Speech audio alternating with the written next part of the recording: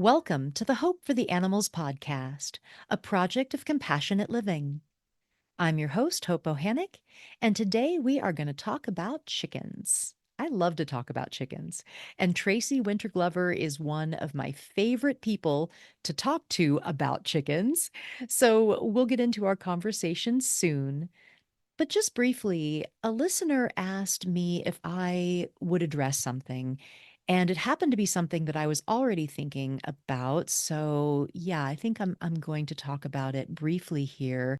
She asked about the new development in organ transplant surgery, where there's been some successful heart and kidney transplants from genetically altered pigs into humans, moving the organs from the pigs into humans. And there's now this buzz that it's going to be the new way to harvest organs for human people who need them. So, this is likely to become an entirely new way for us to exploit, confine, and exploit and kill animals. So, there are a few things I want to say about this.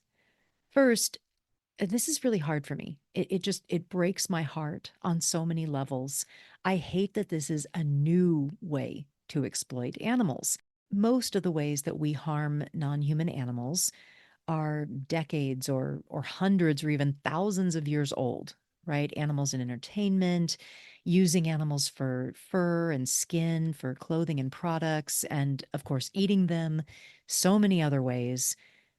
But these things have been around for a long time, and we're moving away from so many of these abuses. We've had so much success with things like animals in circuses, getting animals out of circuses. Fur use is way down. So many practices that commodify animals are being phased out and being considered antiquated and cruel. But this is something new, something that can be justified as necessary, and that's because of speciesism. And this goes into my second point. Just getting people to eat veggie burgers isn't enough. And I've said this before. I've said this before on this podcast. I think I actually say something like this even in this interview coming up, but it's just so critical. We need to be ethical vegans. Vegan needs to include anti-speciesism. Speciesism is, of course, the false assumption that one species is dominant or more important than another. And as long as we value human life over every other form of life on this planet, there will be suffering, there will be exploitation, climate disruption, violence. So, educating on ethical veganism, not just vegan as a diet, including speciesism in the definition. It's so important because we will continue to find ways to harm animals for human benefit as long as we feel that we can. The third thing that I want to say about this is that we always need to try to find the nonviolent solution to all our problems. Yes, of course, if I needed a transplant, if someone I loved needed an organ transplant, I would want to live, I would want them to live, but not at the expense of someone else's life. That should never even be a consideration. There's a proposal right now in the Pacific Northwest, which is now my home, to kill 500,000 barred owls to help protect the spotted owl population. Now, it needs to be said that the reason the barred owls have encroached on the spotted owl territory is ultimately because of humans. We've destroyed their forests, and there aren't enough trees for everyone. So it's our fault to begin with. But to think that the solution is to kill 500,000 individual birds to protect other birds, it's it's just madness to me. It's not seeing those animals for their individual worth or taking into account their individual suffering.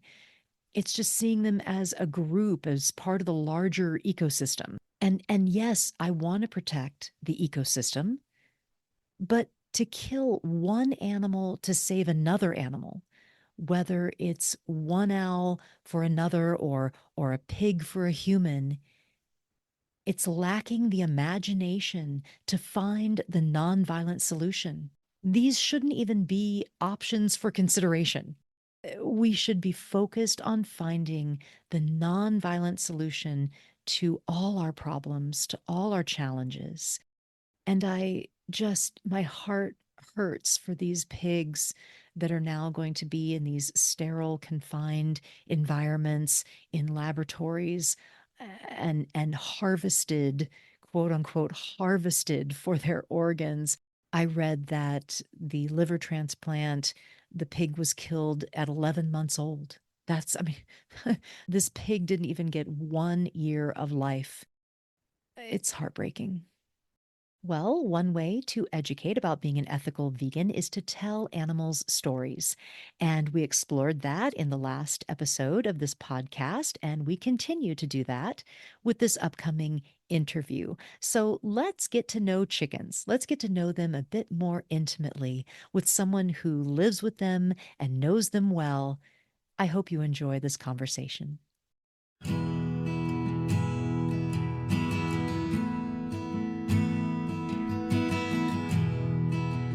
All right, today we have Tracey Winter Glover. She is an animal caretaker, activist, author, and filmmaker. In 2014, Tracey co founded the nonprofit intersectional pro vegan animal rights group Awakening Respect and Compassion for All Sentient Beings, of which she remains the executive director. And in January of 2019, she started Sweet Peeps Micro Sanctuary, which is now home to over 50 unique personable individuals. Tracey created and released a short, award-winning documentary entitled Until All Are Free, and her first children's book, inspired by the chickens at Sweet Peeps Sanctuary, is called Chickens Are Animals Too. Fannie Goes to Washington. And that's what we're going to be talking about. That book has just come out. Welcome to the podcast, Tracey. Thank you so much. I'm so happy to be here. I'm happy to have you again. Actually, you've been on the podcast before, and that was back in 2021. So it's been a little while.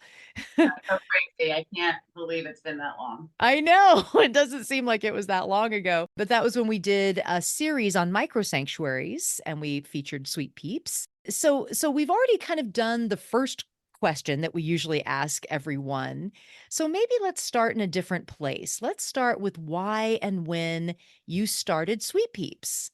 So it was January of 2019. So I had been vegan at that point for almost 15 years, and I had it in the back of my mind that I wanted one day to live with chickens, primarily because I knew that they made up the vast majority of the land animals who we kill for food every year, and that their suffering was terrible and that they really should be centered in our advocacy. Yeah. But didn't have any kind of like personal connection with chickens. Like even when I had been to sanctuaries and volunteered at sanctuaries in the past, I'd always been really excited to meet and spend time with the cows and the pigs and the other mammals. And I wasn't like super excited about the avians.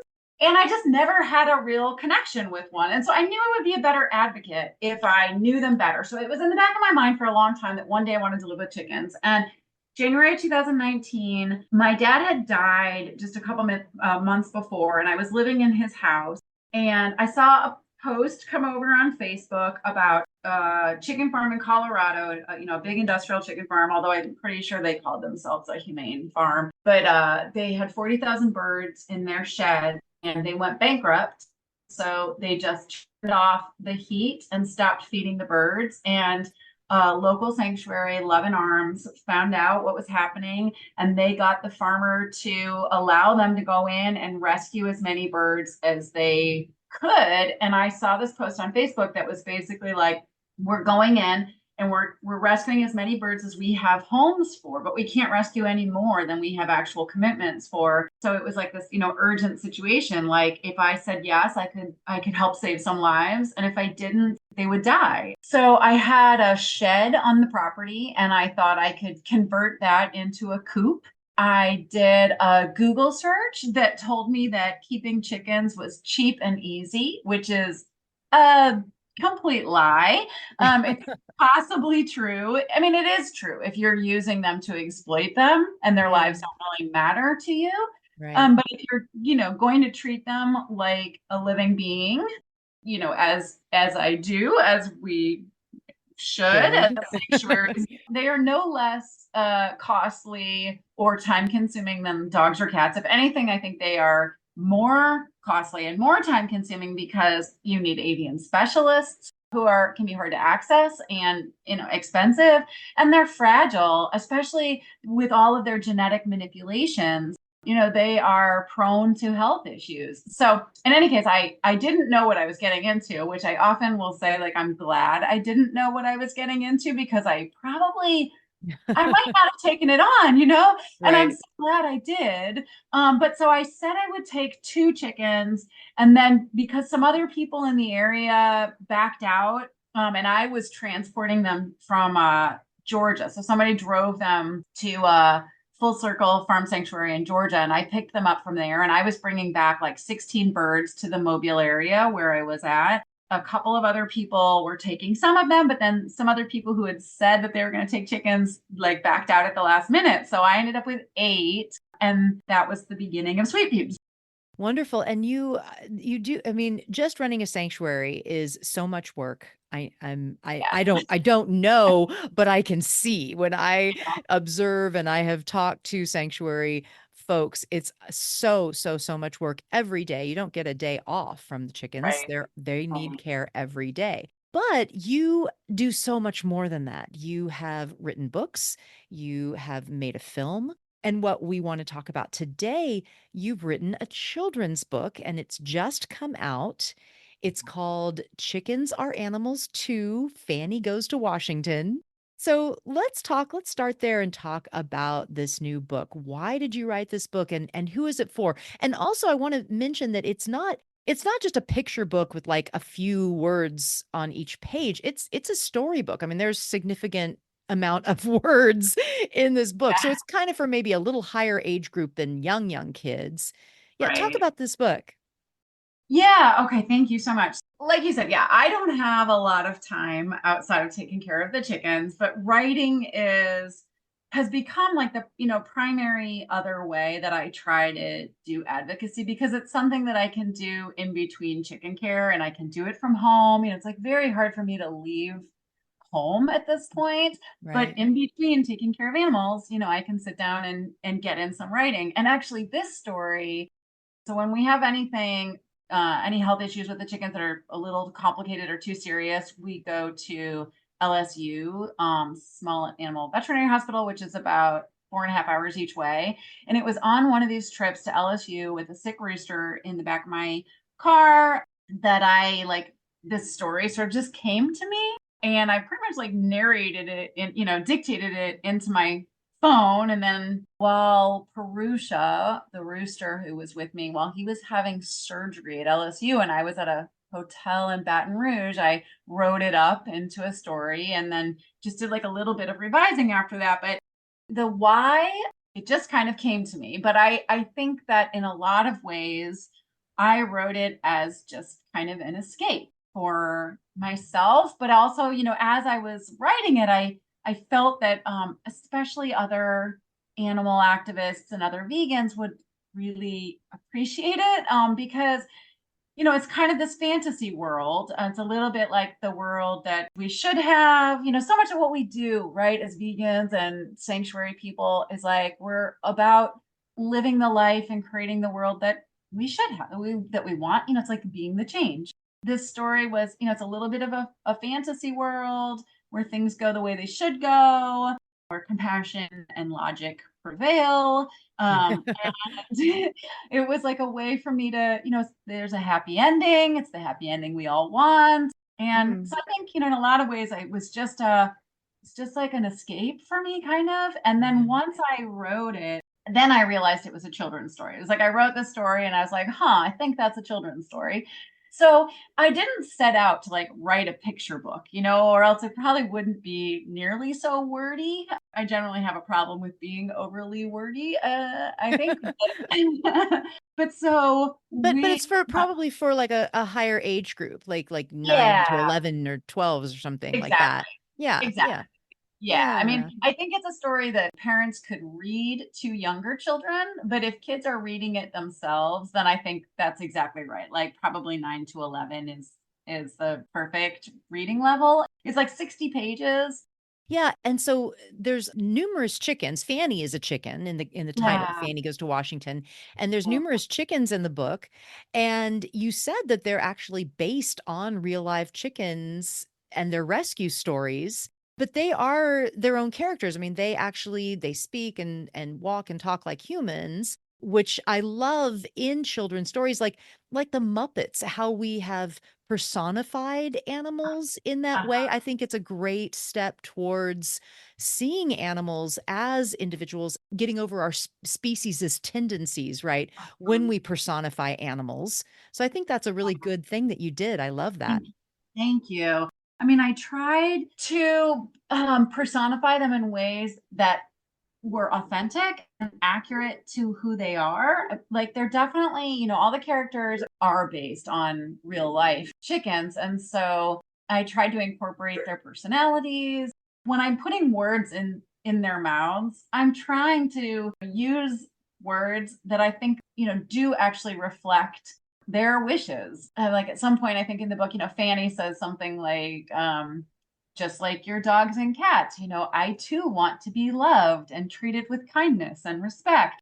Of course, that's what they want. I mean, Yeah. I feel like I don't mean to presume, I don't want to like overstep and presume that I know more than I do about what they want. But this is so much of, the gift of living with them is that I do know them so much better than I did. And I certainly know them better than the average person sitting in line at the Chick-fil-A. Yeah. You know? And so I tried like in personifying them to reflect what I think is really true for them. And something like we talk about all the time that we are the voice for the voiceless, but of course they have voices. We just don't listen or we don't understand. Again, I feel like so much of like both like the gift of having a sanctuary and the responsibility that comes with it is like I do feel like, I'm in this unique position that I do know them better than most people. And I have this responsibility, I feel like, to then share with the world what I've learned and like who they are. And so I feel like I'm more of like a translator. Like I'm doing my best to understand what they're saying and then like translate it into a human language, into a way that my species can understand Yeah. for Yeah. their benefit. So Fannie is the lead character in the book, and Fannie was one of those original Colorado rescues. From day one, she like not all the chickens are really interested in having human interaction. They just kind of some of them just sort of ignored me and were more interested in their sisters, their flock mates. But Fannie from day one would just follow me around the yard. She was like this 8-week old peeping little baby. We had 5.5 years together of this like incredibly close connection.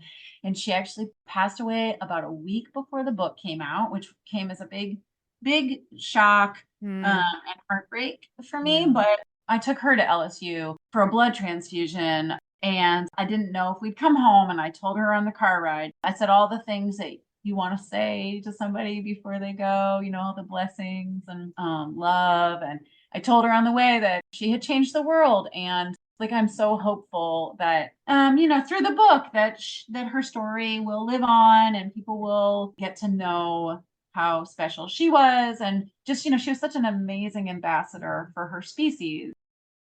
Yeah. Yeah. Absolutely. That's so beautiful. I love that that she, was with you for the time that she was. And I know that some of the other chickens were from a rescue from like a tornado or something. Tell us about that story. Yes, but sometime during COVID, I saw a post on Facebook. There had been a tornado that hit a factory farm in Georgia, about 6 hours north of where I am.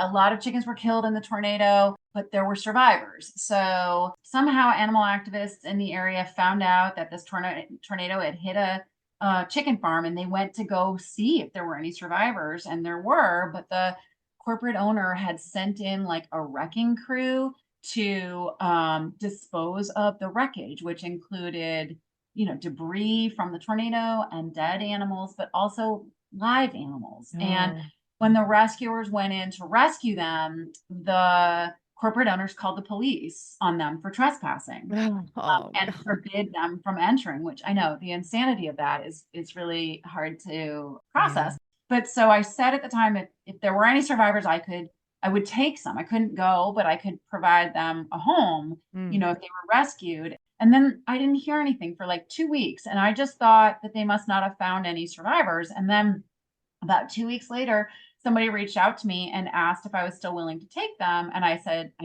am, but what happened? I didn't hear anything for 2 weeks. And they said that they had just had to do everything like surreptitiously because, the rescuers were getting arrested for trespassing. So I still don't know exactly like the details of how they managed to rescue them, but I know that they got out a couple hundred birds. Wow. Wow. And I took seven who were really injured. They had gotten some like initial triage with a local vet before they came to me. And then the morning after I got them, I took them all to one of my local vets. And one of them, her injuries were just too severe and we had to euthanize her. But the other six, they all had injuries, but they all recovered. Like Simi had a broken leg, but we put a splint on her and a cast, and she healed. And Avi had a compound fracture and had to have her on her wing and had to have her wing amputated, but she did great. And everybody else just had like lacerations and just this incredible, they had been living in filth without food or water for like a week by the time they were rescued. Also, these girls they were the moms of the meat industry. So this is something I had never thought about before. You always think about Cornish crosses, the quote meat birds, right? They're sent to slaughter at like 6 to 8 weeks old. And all of the other ones I've taken have been about that age before they go to slaughter. Most of them don't live longer than that, but they have moms, which I never thought about before. But so these were like Yeah, yeah, the yeah, breeder chickens. exactly, Yeah. exactly. So they were older. They were like closer to a year probably when I got them. But so, so Jojo Eloise, she had lived as a breeding hen for the entirety of her life. And somehow when she got here, she just walked over and sat in my lap, which still like blows me away. And she is the sweetest chicken. So their story, without being like quite so graphic, I guess, their story made it into the book. And Jojo Eloise sort of stands out, like her character stands out a bit in the book, but she's just like the loveliest little person. Like she has the sweetest voice you can imagine. She loves to be held. Like she at this point, if anybody comes to visit the sanctuary, she's usually the one I put in their arms because she is so comfortable being held by like anybody. Aw. Yeah, she's really, really pretty amazing. And yeah, so she's in the book. Her sisters are in the book. Yeah, wonderful. And it shows, once again in a new way, just that individual personality of chickens. Because so often I think people just see chickens, like you were saying in the beginning, that when you were going to a farm sanctuary, you were excited to see the cows and the pigs because we think of them kind of more like dogs and cats and animals. Right. But chickens somehow get categorized in this different way, just as like a flock or just a group, and without any kind of individual life, right, or personality. So this book just brings yet another way for us to see chickens as individuals. Yeah, I mean, absolutely. I think that's just such a big part of the problem is that we don't see them as individuals Yeah. and we have all of these terrible misconceptions that are not based on reality at all. Like I think, if people even bother to think about who chickens are, it's like commonly believed that they're stupid. You can't spend any amount of time with a chicken and walk away thinking that. I mean, I think for the longest time I was kind of amazed at how smart they are because I too, shared that total misconception that they're not smart. And it's like one of those things, it's just so much more a reflection of our limitations that we don't see it.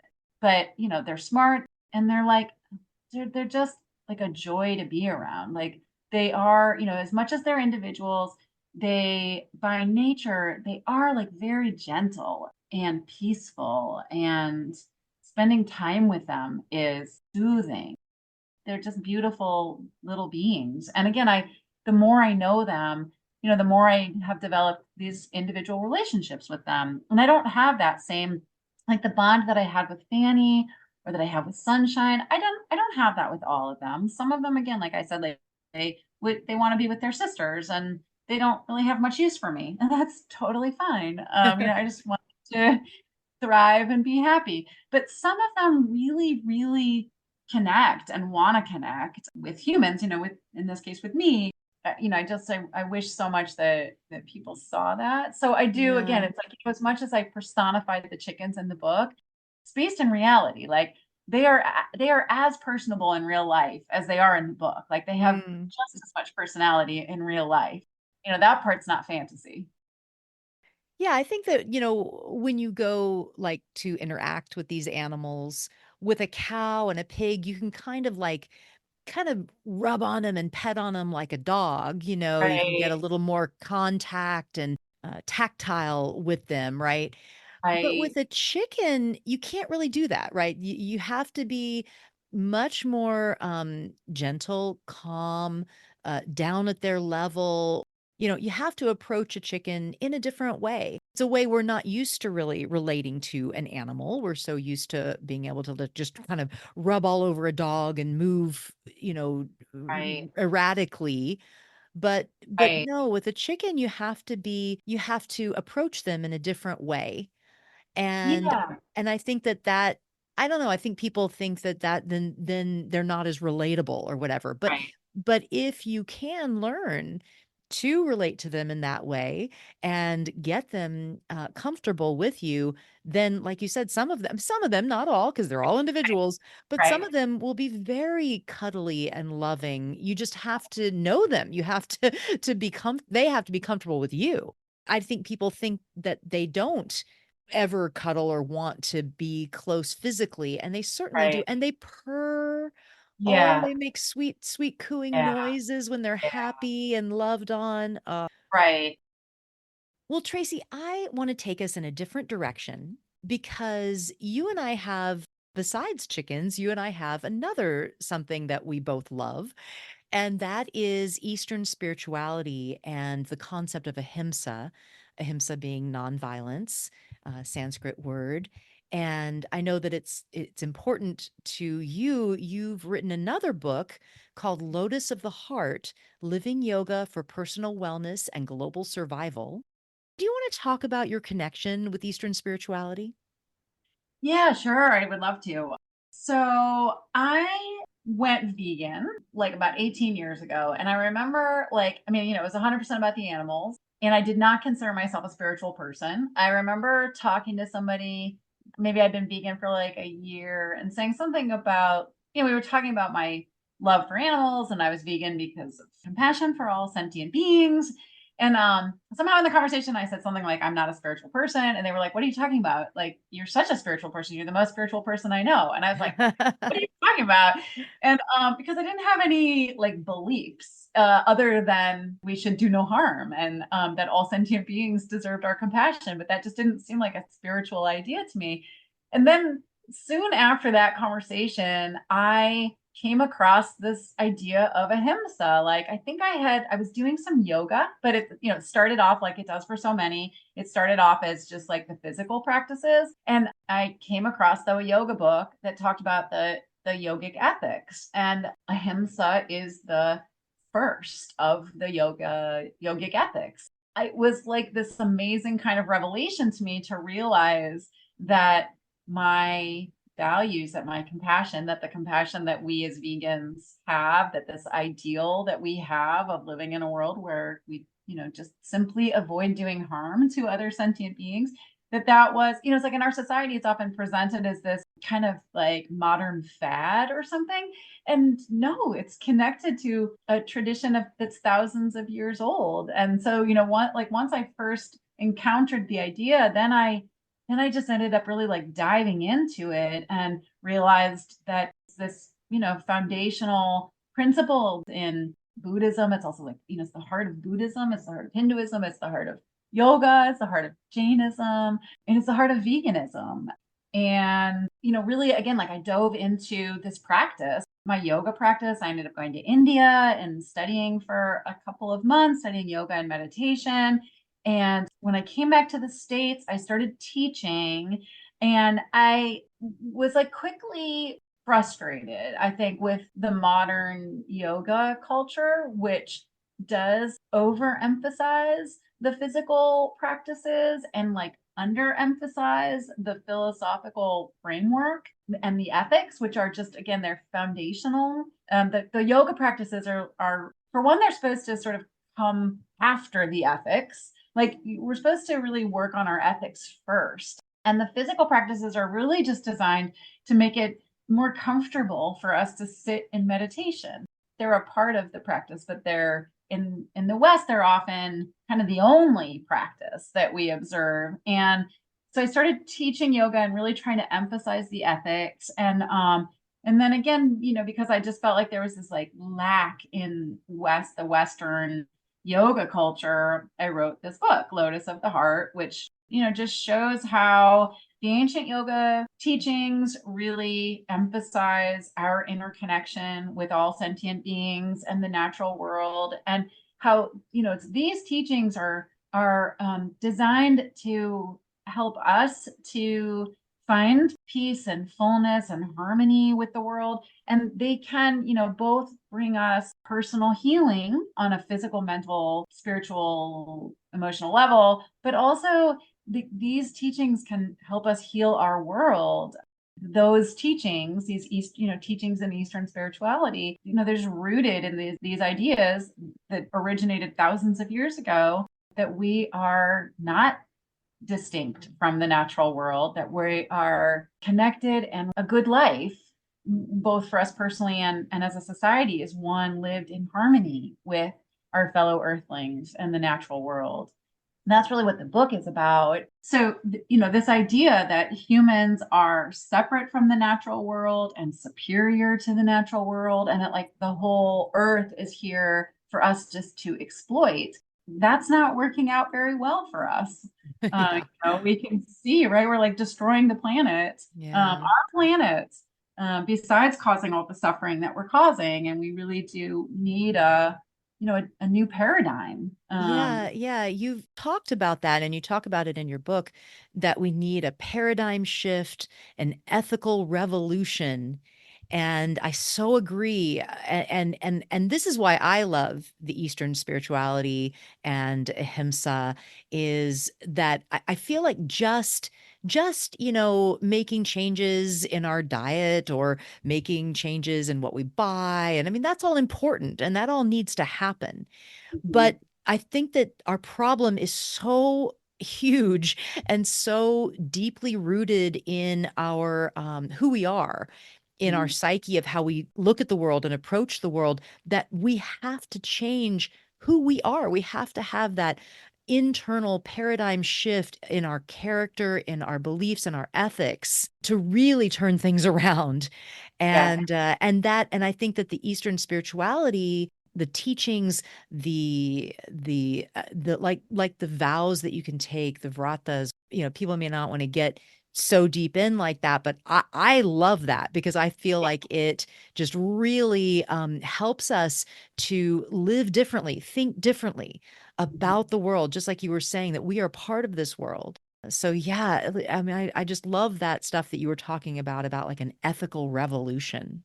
Yeah, I mean, I'm totally with you. Like, I think that things like meat alternatives are important. Like, people have to, once they decide they want to live differently, like they need to have options. It needs to be possible. It's kind of like, I want to live without single-use plastics, but it's almost impossible in the world that we live in. Yeah.